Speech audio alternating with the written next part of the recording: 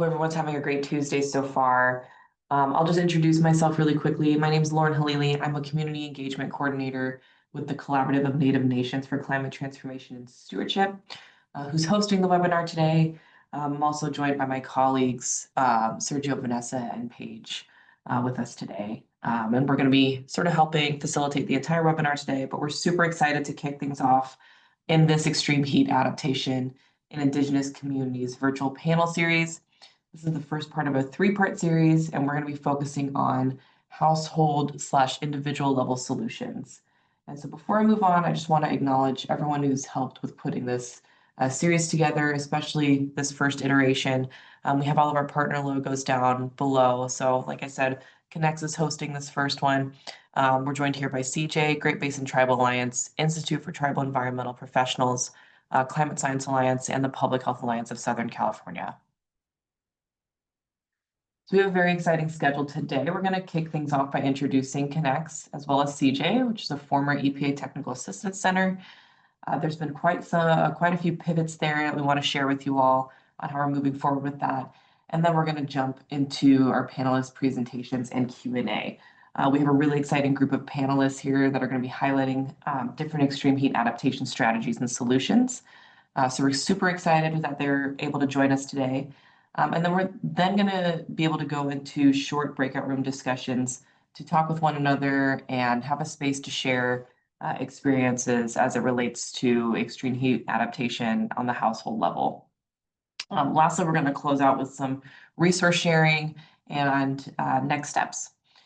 So without further ado, I'm going to go ahead and pass it off to Sergio Morales, who's the program coordinator for the Collaborative of Native Nations for Climate Transformation and Stewardship, also known as Connects.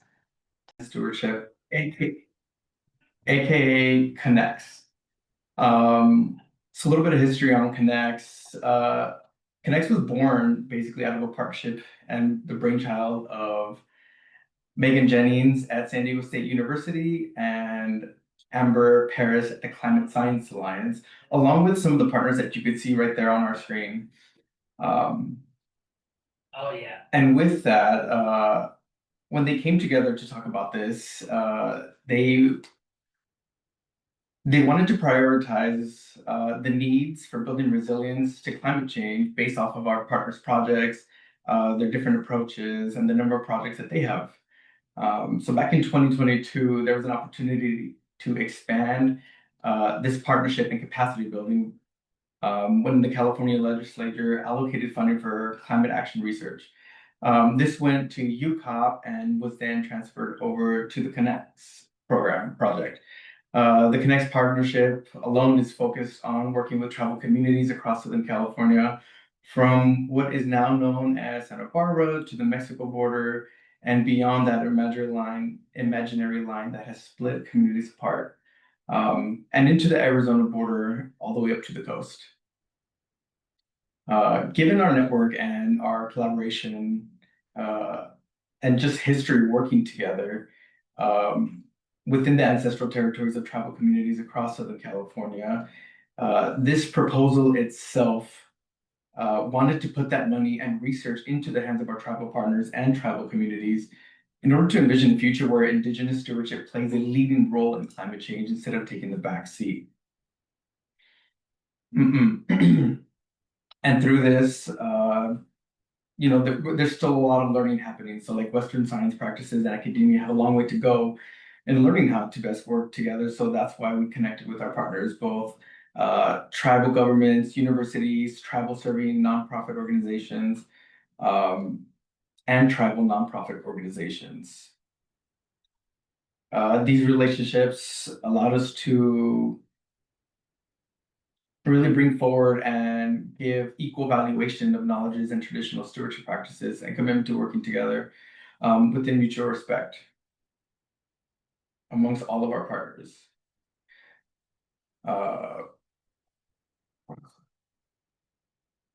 Yeah, so sorry.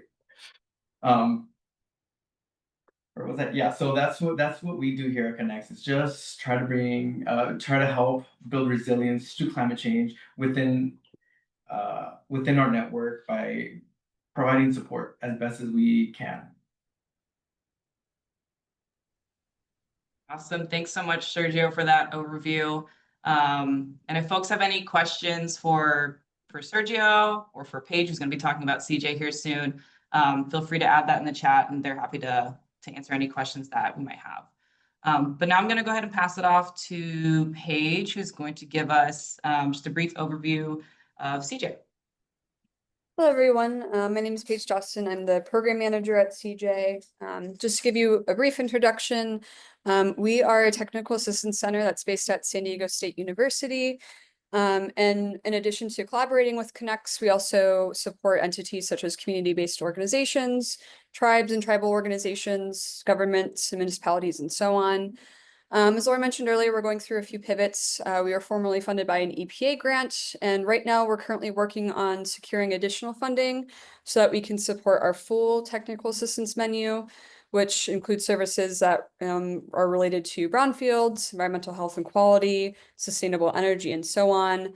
But in the meantime, we're focusing our services on grant support. So that includes services ranging from grant identification, grant writing training, which we'll dive into a little bit more later on, grant applications, templates, and checklists, one-on-one advising, which could be conversations with different team members, anything related to grants or any questions you might have, grant proposal review, and then guidance and training on grant management and administration. On top of that, we also have the CJ Community Hub, which we update regularly with grant opportunities and a variety of other resources. You can check that out by either scanning the QR code in the bottom right-hand corner of the slide, but I will also drop the link in the chat, so feel free to take a look around.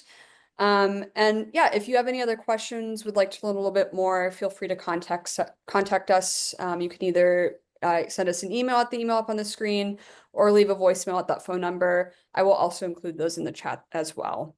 But yeah, thank you for all being here. And then Lauren, I will pass it back to you.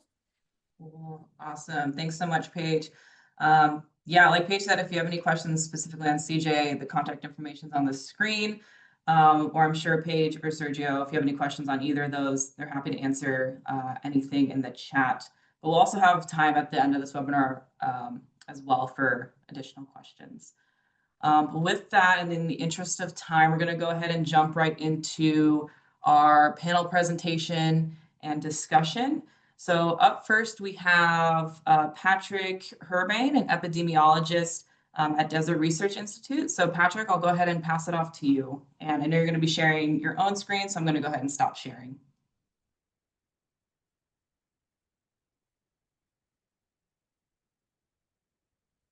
Alrighty, can you hear me okay? Yes.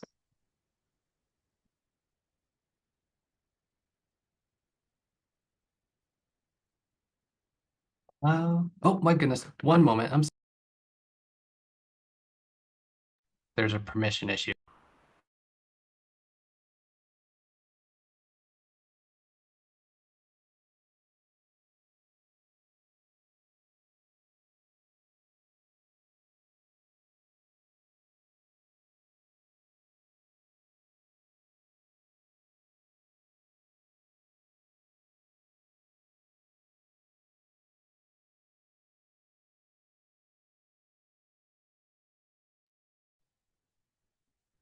Did we lose Patrick? I think so.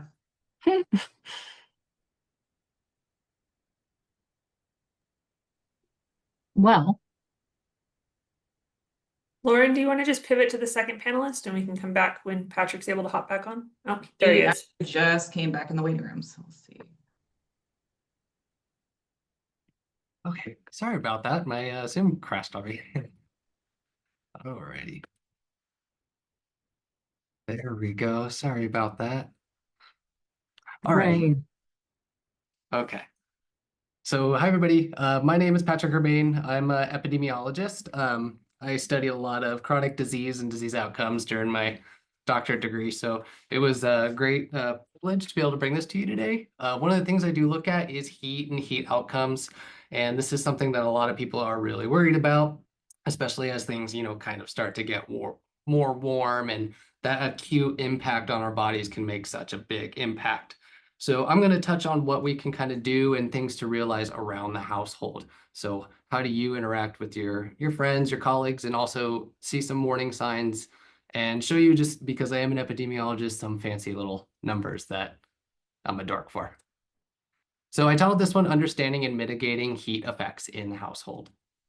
And I grabbed this from NOAA. This is a free resource you can use, but you can find temperature data anywhere in the country because we record it forever.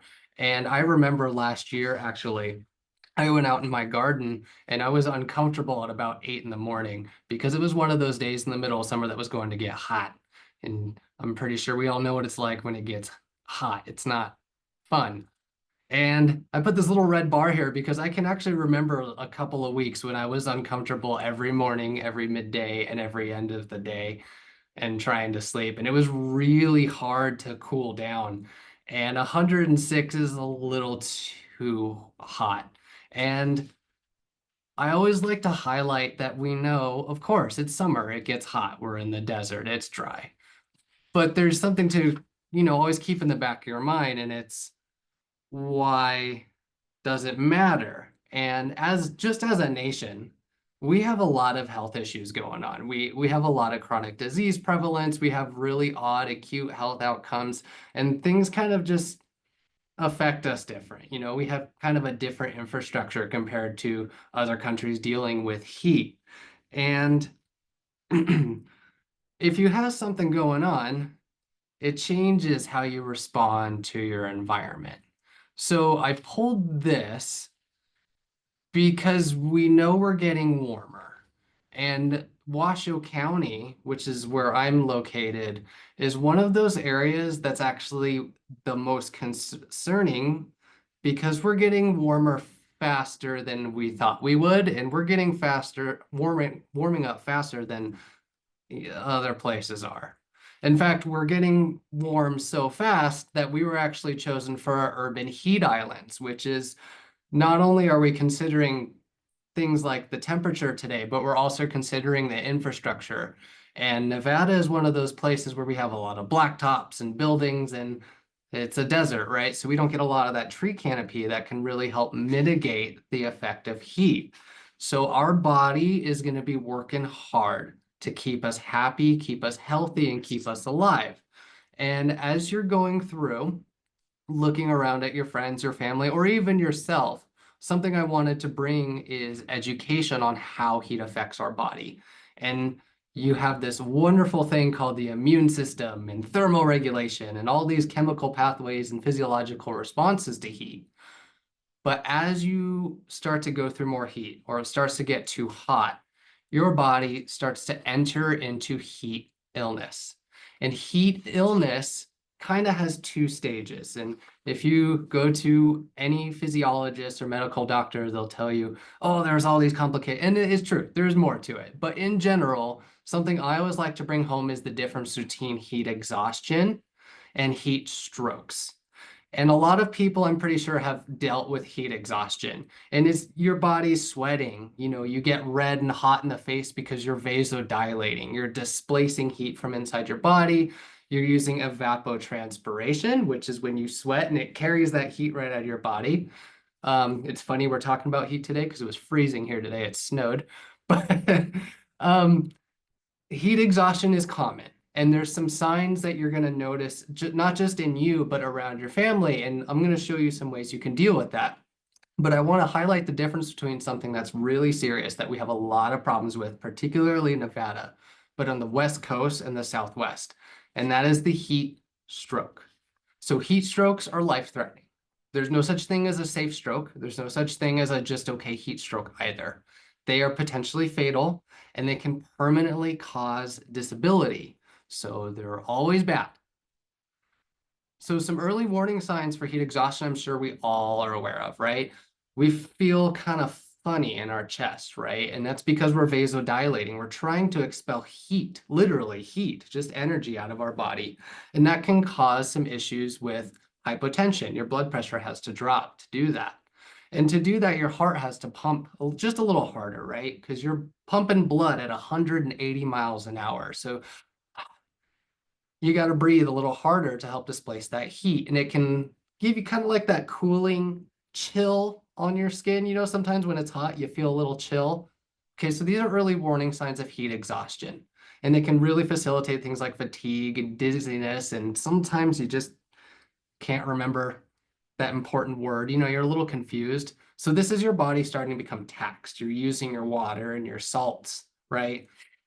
And it's very, very early warning signs that you're going to start moving into the heat stroke. So when your core body temperature gets too high, your heart just goes crazy trying to displace as much heat as it can. But unfortunately, you've seen people trying to catch their breath and you're not sure what's going on, but they're just beet red and they're not really sweating anymore, but their skin is hot and it looks like it's paper dry. So these are early warning signs that you need to help this individual. And if you're noticing it in yourself, you need to get cool quickly. And the big warning signs when you need to know to call for help is if you notice things like seizures, you know, rapid shaking on the ground, uncontrollable movement, that's a sign of neurological collapse, disorientation where someone just doesn't connect with what's going on. And of course, unconsciousness is always a call 911 thing. And we're going to try to give you some education to try to prevent some of these things that lead to these poor health outcomes. They're in trouble if they're unconscious. And we always have to consider, you know, in this country, we have a lot of frailty. We have a lot of disease prevalence going on. Some people just have stuff going on. It's hard, you know, living, you go through your life. But I always want to ask, does my neighbor, does my mom, does my sister, do they have a cardiovascular issue? Do they have an issue pumping blood through their body to help displace that heat? How much water are they using, right? Their kidney state, do they have a chronic kidney disease? What stage is it in? Is it related to their heart issue? You know, things like coronary heart disease and atherosclerosis are very common.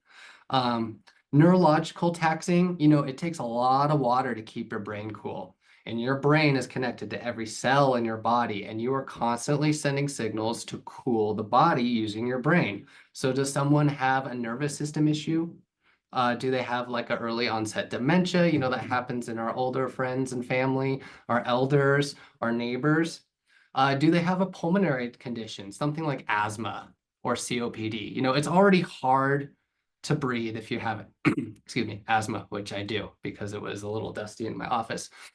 So thinking about how you respond to heat, if it was 106 degrees today, and normally I'm okay, but I have atherosclerosis and I have a little bit of an early stage kidney disease and no neurological problems, thank goodness. But, you know, I've had asthma my whole life.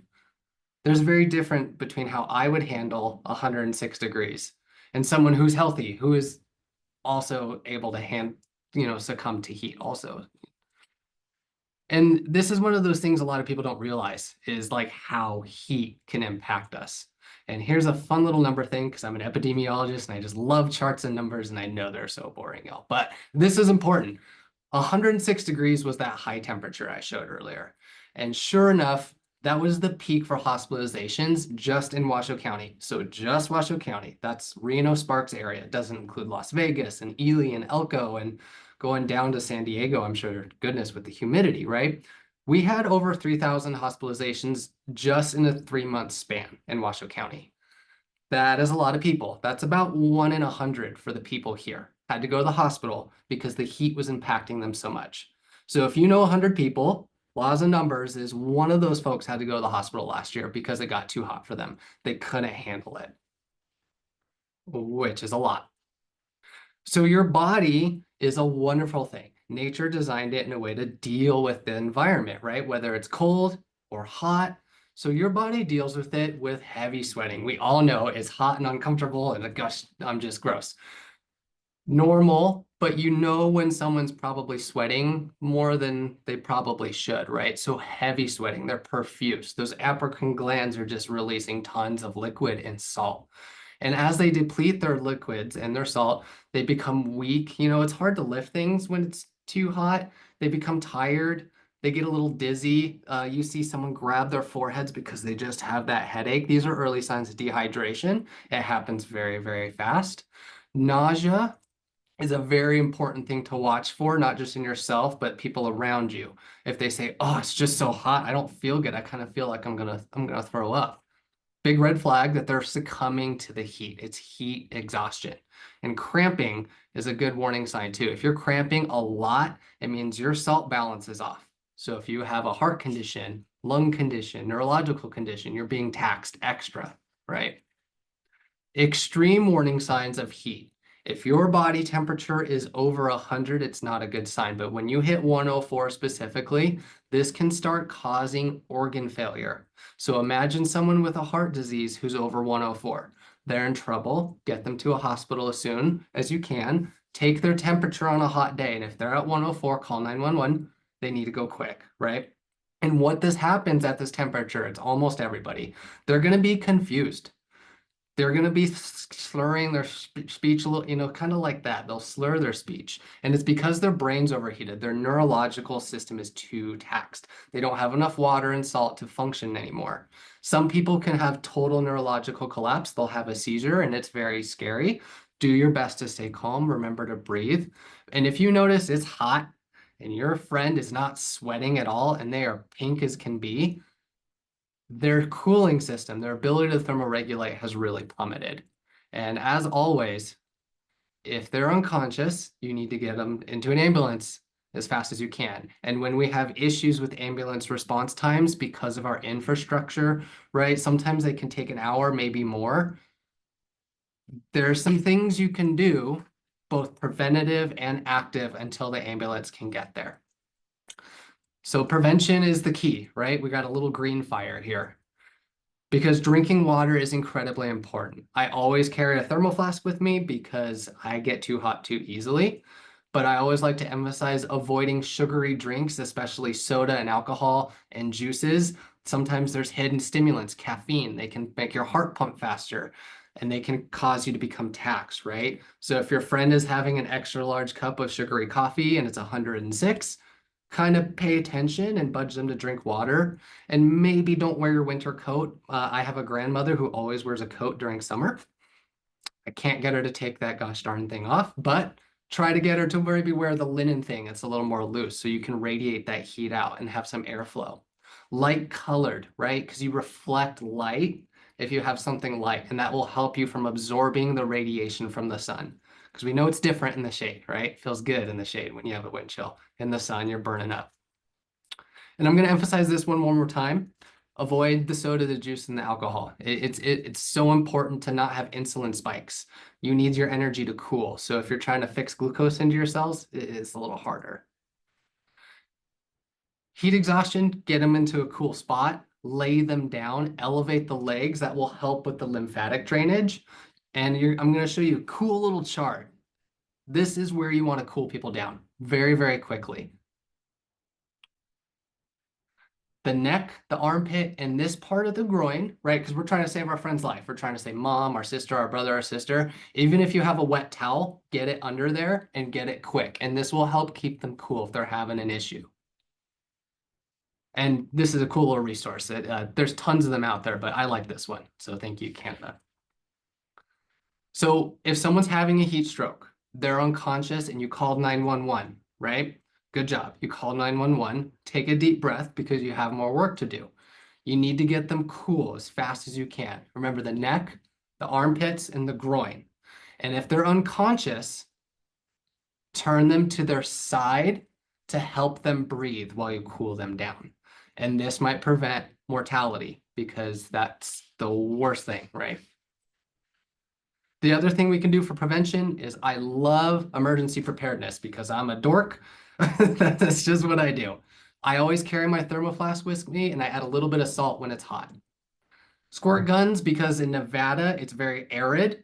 This will help cool you down, I promise. It'll speed up that transpiration.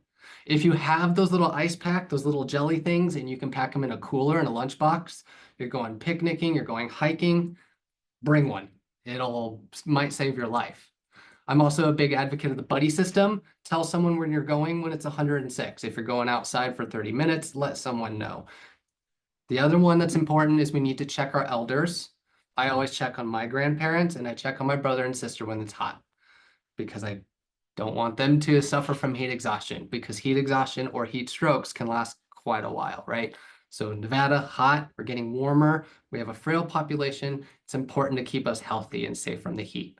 So these are things you can do. These are the warning signs that you can have that just lets you know that this is serious. It can go fast. It's getting warmer. So you can contact me here if you need to. And that concludes for this moment. Thank you.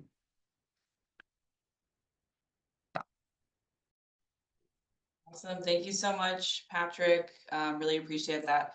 Someone, I want to address this in the chat really quickly. Mike talked about covering the difference between dry heat and tropical heat from experiences from back home. Do you want to talk about that really briefly before we move on to the next panel? Yeah, I can give a quick 30-second.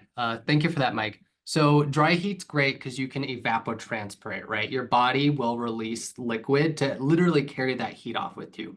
It increases your risk of dehydration, but in a tropical climate, where the humidity starts to go up, it means the carrying capacity of water increases, right? So not only are you experiencing heat from the sun, you're covered in hot water, right? So you can't evapotranspirate very well. That means you need to get into shade to lower that solar irradiance on you. You need to have cool air, and you need to find either a cooling center or submerge yourself somewhere cool.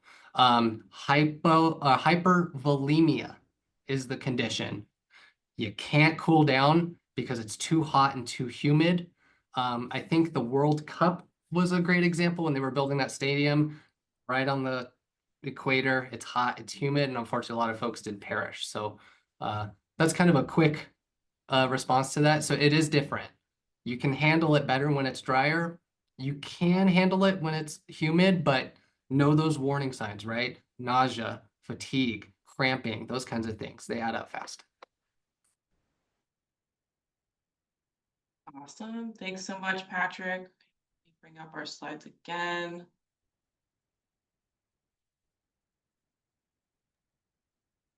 And then tonight, I don't know if you wanted to give a quick piece right now. I know you and I were talking in the chat before I introduced Colleen. We can do it at the end. I think that'll be a good close up. Okay, sounds good. So thanks so much again, Patrick. And we'll have like I said, we'll have Q&A at the end of these panels too, so we can kind of expand a little bit more on certain questions. But next up, we have Colleen Bodenreiter. They're a climate change and health data lead at the Public Health Alliance of Southern California. We'll be presenting on the extreme heat edition of the Healthy Places Index tool.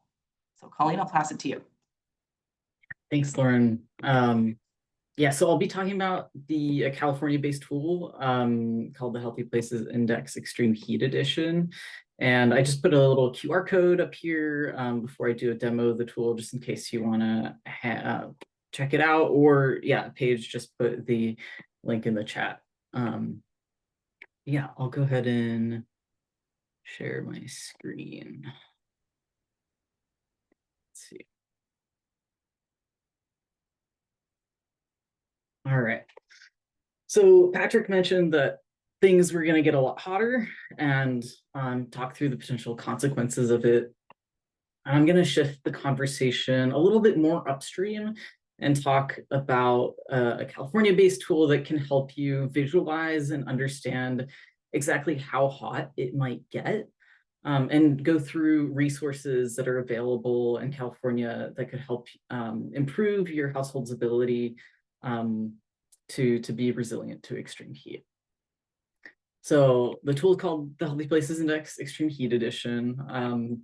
My organization developed it in partnership with the UCLA Luskin Center for Innovation. And our goal for the Extreme Heat Edition was really to create a free interactive map platform that enables anybody from policymakers to residents to understand their community's vulnerability to future extreme heat impacts and find actionable solutions and resources to build resilience. So the first thing that you see when you open the map is our default measure of projected extreme heat, which is the number of days above 90 degrees projected for the mid-21st century. And for the purposes of this demo, and since we're focused on tribes, I'll zoom into the Boba Reservation.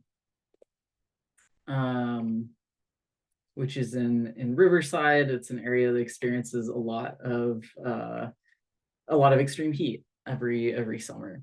So there are a few features and functions that I want to demonstrate. One of the core features of the tool is our climate and community conditions panel.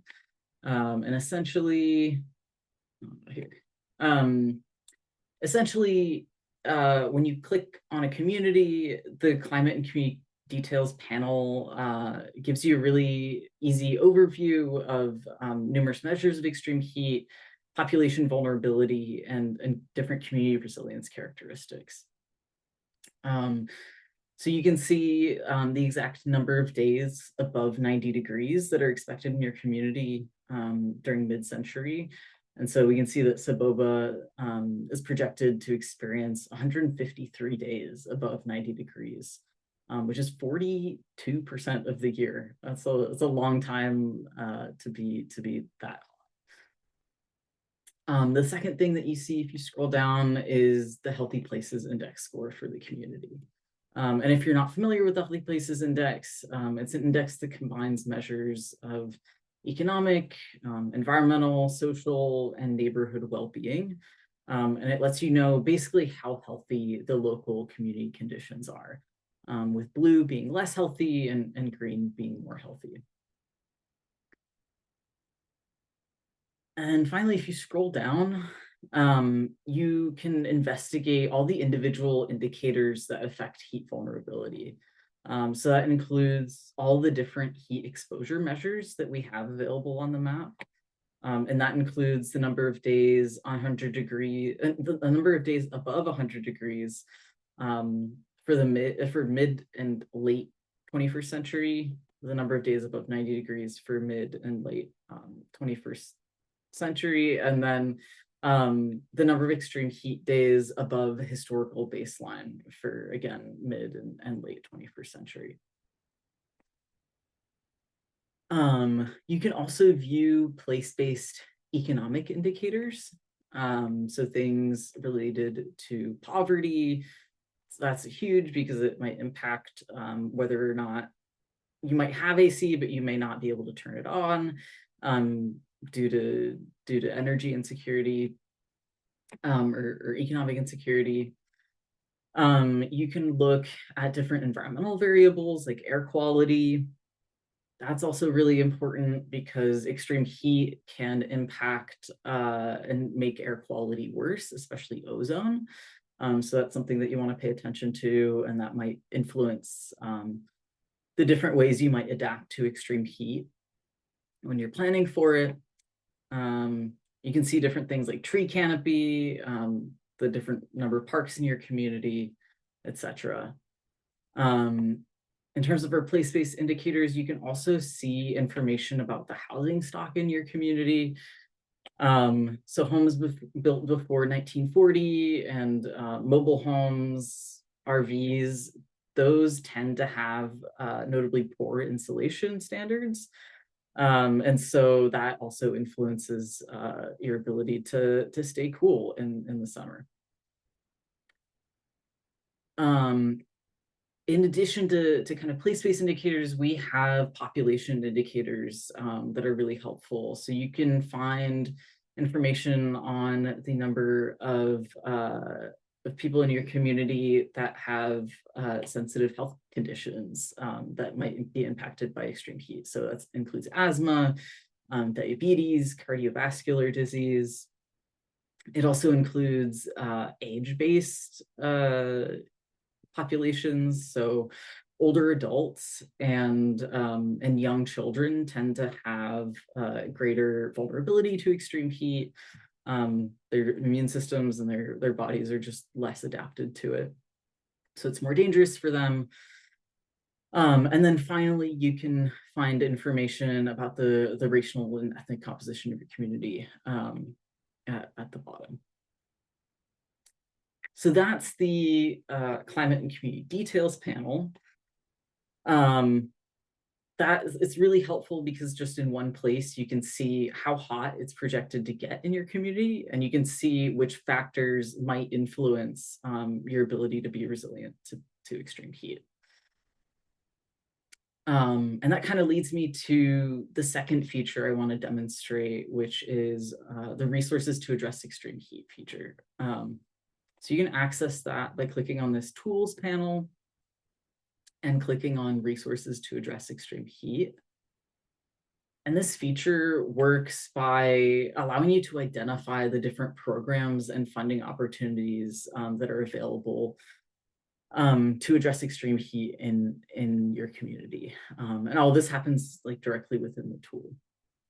So the resources here, I know we're focused on households for today, but the resources here are organized by the potential recipient. So whether you're a school or a local government, a tribal government, you have information on those specific programs that are geared towards you. Since we're interested in households for this webinar, let's explore some of the different household resources that are available. So one of them is the low-income weatherization programs. A lot of these are focused on weatherization, but essentially, if you want to learn more about a specific program, you just click on it. You'll find a basic description of it. So the low-income weatherization programs provides low-income households with solar systems and energy efficiency upgrades at no cost to residents. You can find a link to the resource as well as an overview of exactly what they offer. So it's you can get your air conditioning system replaced or repaired. You can get solar, a cool roof, or different weatherization options.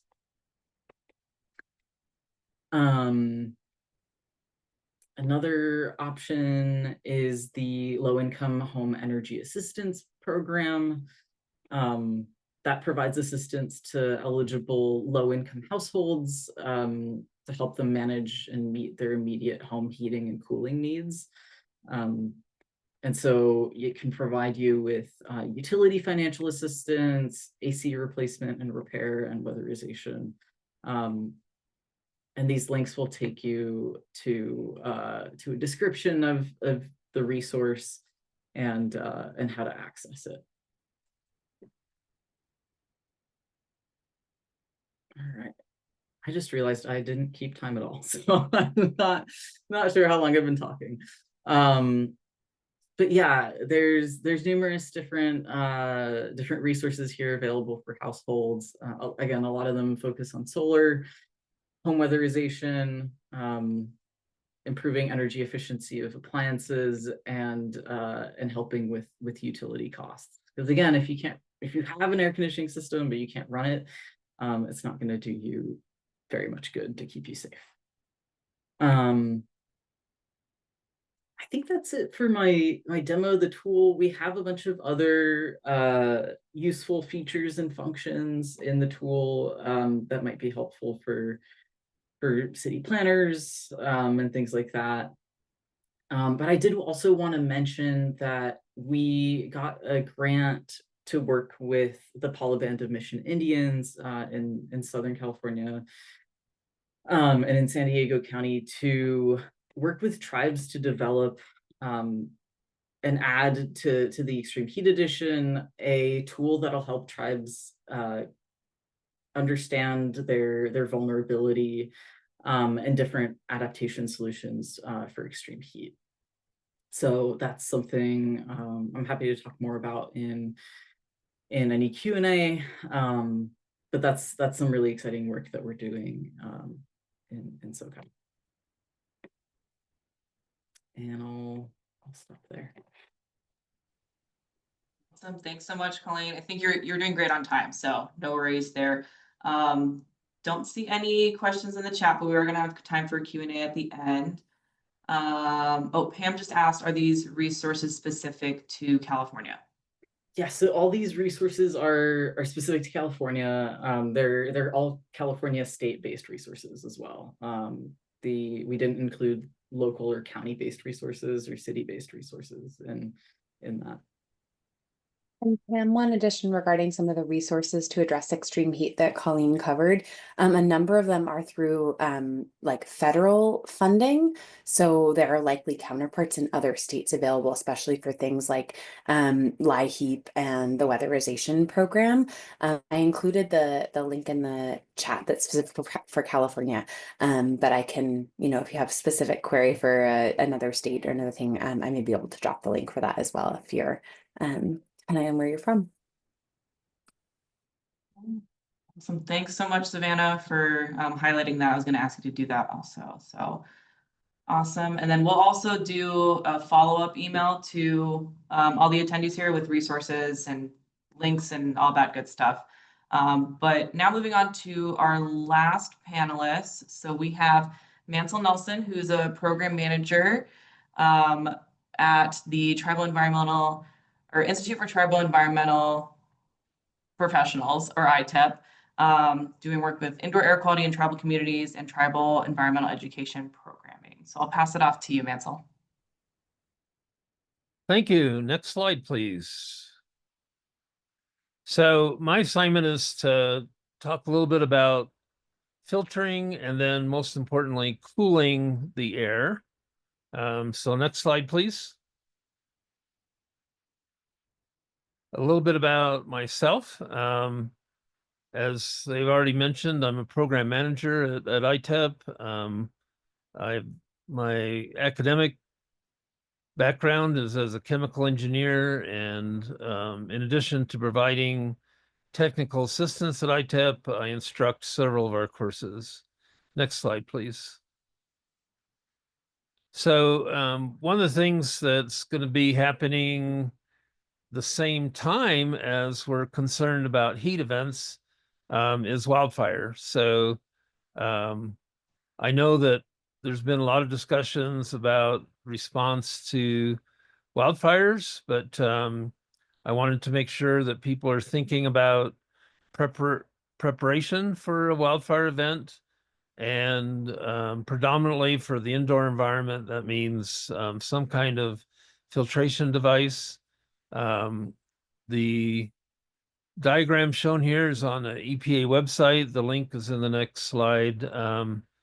And it's demonstrating how to create your own air cleaner with basic materials you can get at a department store, or that you might already have on hand. Next slide, please. And then just a little bit more information about that. One of the key characteristics that I want to point out on this diagram is the cardboard in the front to cover the corners of a box fan. This shroud actually improves the efficiency of the cleaning considerably. So another way to improve efficiency is increasing the surface area by adding more filters, but the shroud in all of the configurations gives you better efficiency for cleaning the air. Next slide, please. So moving on to cooling, the cooling that I'll be talking about is, you might say, the emergency level. You're already in the heat. It's too late to find the money and to install an AC, or your AC is broken down.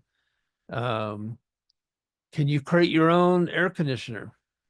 And there's a couple configurations that I'll show. And again, the link provides the information explicitly on how to construct these different devices. But the picture is actually showing 3 different ones.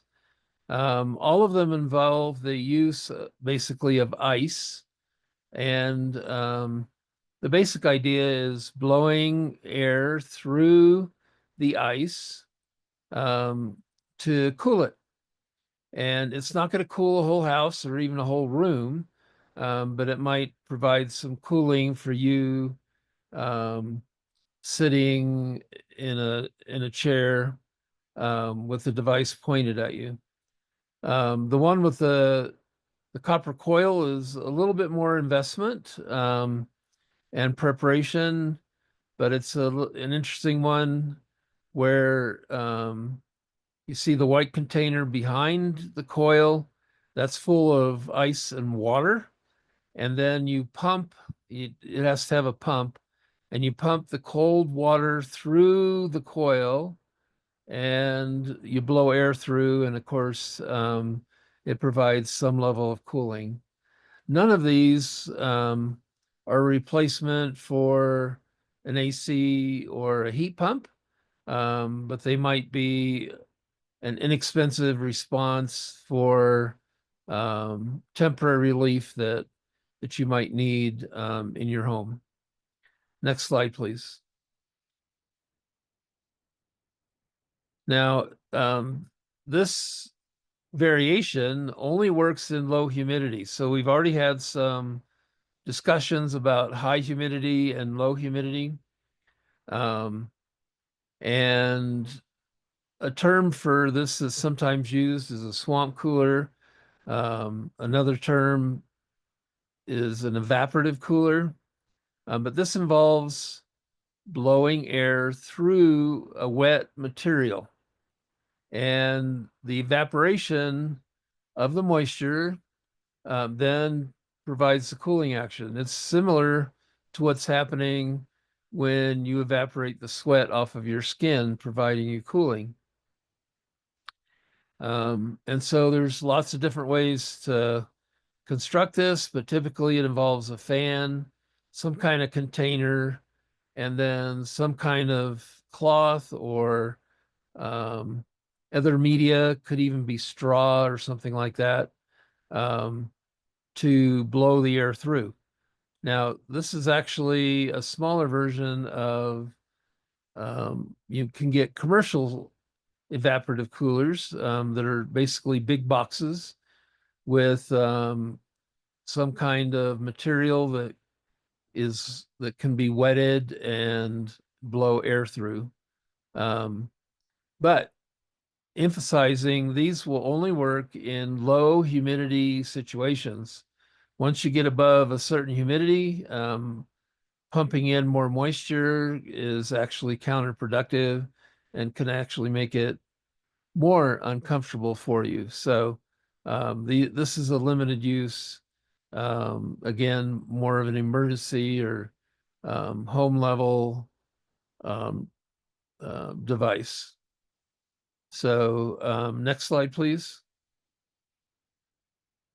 Some other things about keeping cool. My favorite one is growing a tree, but it takes a while to grow a tree, even if you have the conditions for it.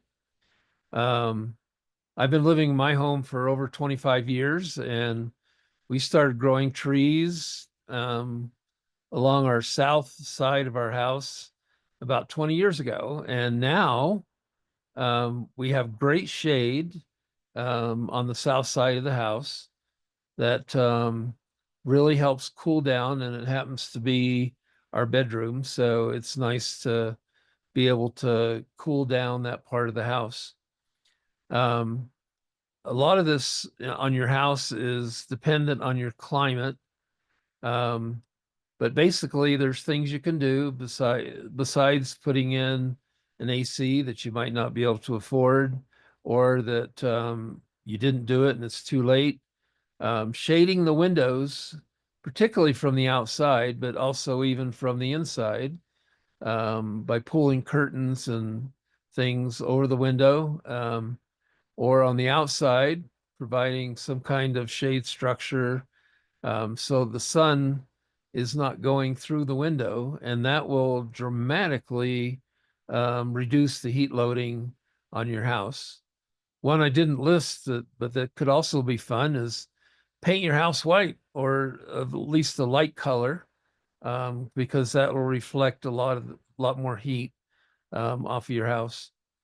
And then depending on your climate, you might be opening windows at night when it cools down, get that cool air into your house. Here in Flagstaff, Arizona, I live in Arizona, so people think well, he's really hot, but I'm at 7,000 feet. So for me, extreme heat is any day above 90. But keep in mind that a lot of us in Flagstaff don't have air conditioners. And so when it gets above 90 during the day, it's really hot. But at night it cools off and we're able to open windows and cool off the home. Also, keep in mind that any heat producing appliances, stoves or other things that you wouldn't want to use, because those will increase the heat in the home. On a personal level, you can think back to a picture in one of the earlier presentations, the cooling effect of cloth or cooling packs on different parts of your body. So we had a picture of that, the groin, the armpits, and the neck. Also the type of clothing that you use. And people may not realize it, but a light colored long sleeve, loose shirt will actually help shield you from the heat of the sun. Some people think that, well, the fewer the clothes, the better. And maybe that's true if you're swimming or something. But in general, if you can protect your skin from the direct contact with the sun, you'll be in better shape. Of course, seeking shade. And it's already been mentioned, the importance of hydration. One of my neighbors works on ships. He's a marine, what do you call them? Anyway, he runs the ships, and he just got back from the Middle East where he ended up with heat exhaustion and was hospitalized. And it was an outcome of not being hydrated. Fans can be helpful, especially in a drier climate. If you're sweating, the fan can help the evaporation process and thereby cooling. The fan itself, of course, doesn't actually cool. It's just the movement of the air. And then cool showers and baths are a great way to cool down when you're hot. Next slide, please. So this is my contact information. I work at ITEP on indoor air quality issues. So feel free to reach out to me if you have questions about indoor quality issues. And we'll see what we can do to help. And I can answer any questions now or wait until the Q&A. Thanks. Well, thanks so much, Mansell, for your presentation. We're actually segueing right into Q&A right now, so that's perfect timing. But I know Tanaya might have wanted to come off mute and say something. So Tanaya, I'll give you that space right now. Yeah, sure. Just before we go into Q&A, and I know some folks have to hop on kind of at the top of the hour, even though this does go to 4:30. I just wanted to flag that we do have a couple other events coming up. So this is the first panel of 3. And so we have one panel per month, May, June, and July, on extreme heat in Indigenous communities. So this one was the household panel. The next one is community. And then the third one is kind of more of like a regional and policy level conversation. And so each of those will be in the same format of panelists, followed by Q&A and some discussion and that kind of thing. So I just wanted to flag that you all are invited to the next couple convergences. And these came together just based off of all of us that were mentioned at the beginning, all those different organizations talking about the feedback we were hearing from different communities. And so quite a few of us work in very rural places where folks don't have access to things like cooling centers or like Patrick was talking about, where ambulance times and things like that are over an hour plus. And so just hearing feedback from community engagement events that extreme heat is a big issue that folks are facing. And so that's just kind of how this came about. And I just wanted to flag that. And so if you all think of anything kind of after this panel that you want to be that you want to raise and make aware to us for the next panels, feel free to reach out and hopefully you'll all join us for those as well. All right, well, thank you so much for all your questions. Lauren, I'll pass it back over to you. Awesome. Thanks so much, Shania. Really great Q&A session. So great that we kind of ate up most of our time. We'll have time for breakout rooms, which is totally fine. I think it's nice to talk as a big group. Anyway, some really great knowledge sharing going on there. So I'll just skip through these slides. We're going to do some resource sharing. So I'm actually going to throw it back over to Paige, who's going to talk really quickly about the tribal grant writing training cohort through Writing for Green. Hi, yeah, so as we mentioned earlier, I can dive a little bit more into the grant writing training, but we are excited to announce in partnership with CNNCTS and then Writing for Green, we're going to be launching a grant writing training cohort for tribal communities and organizations. This will be a 12-week program that's going to start the week of June 2nd, and participants will work through self-paced interactive video lessons that'll cover different elements of grant writing, anything ranging from understanding a request for applications or RFA, building budgets and work plans, communicating with foundations, and so on. And then in terms of what you can expect with time commitment, it's roughly going to be about 1 hour of asynchronous course content and then 1 to 2 hours of assignments each week. And then along with access to the course, cohort participants will receive individualized support, feedback, and office hours, along with a $500 stipend that will be awarded upon completing the course. So applications are closing next Monday, May 19th. Space in the course is limited, so we definitely encourage you to apply as soon as possible. You can do so by scanning the QR code up on the screen. I'll also put the link into the chat. Also, if you have any questions, want to talk about it a little bit more in detail, please feel free to reach out to me directly and I will put my email in the chat. But for the sake of time, I'm sorry I went through that pretty quickly, but happy to answer any questions. But then building off of that too, you know, we talked about solutions and, you know, how to address extreme heat. One thing we always like to do is try to leave you with some resources, in this case being funding opportunities.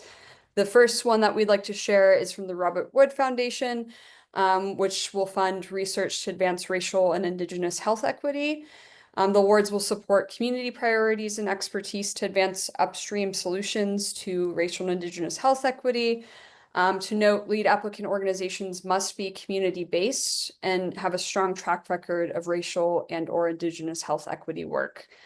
The deadline for the first round of the applications, which is the rapid response brief proposal, is coming up quickly. It's due at the end of this month on May 28th at 12 p.m. Pacific time. So I will put the link to that opportunity in the chat as well.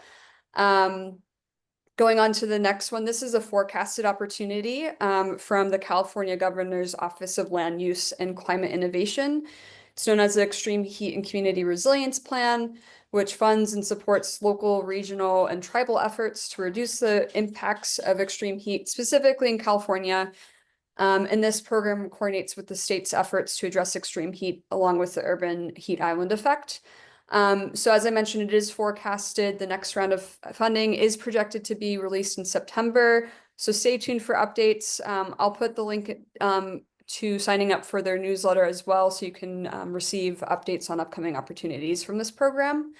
And then last but not least, you also can find other funding opportunities by using the CJ and CNNCTS Hub, where you can search for grant opportunities, both related to extreme heat or other focus areas related to your work. So I have a lot of links to put in the chat, so I will do that for you all now. Awesome. Thanks so much, Paige, for going through that. And I think we're coming up on the end of the event, so we're just going to do a quick closeout after those resources. Just want to highlight some resources from CNNCTS. There's a blog that we have where we post multiple updates on events that we go to or upcoming virtual events such as the Extreme Heat webinar series. We have a newsletter as well that you can sign up for. We send out, I think, on a quarterly basis, external newsletters. There's also a section in that newsletter that has grants to track, so we'll often highlight live grant opportunities in there as well. And Sergio just is putting those links in the chat as well. And then you can also follow us on Instagram, where we also post some fun updates, event announcements, and all that good stuff. So with that, we have the next in the series. Like I said, this is a 3-part series. This was the household level one. Up next, we have the community level solutions, which is on June 17th, and then regional level solutions, which is on July 15th, and they're all at the same time. So there's a QR code to sign up for those two as well if you haven't already. And just wanted to end on a note. We should have said this in the beginning, but recording will be shared with folks, and all the resources in here are going to be compiled into a follow-up email along with the slides and all that good stuff. So you will be hearing from us after this event with all of these presentation materials. But with that, I think we'll close out. So thank you everyone for joining us here today. We hope you enjoyed it. And we look forward to, or we hope to see you at the next 2 iterations of this series.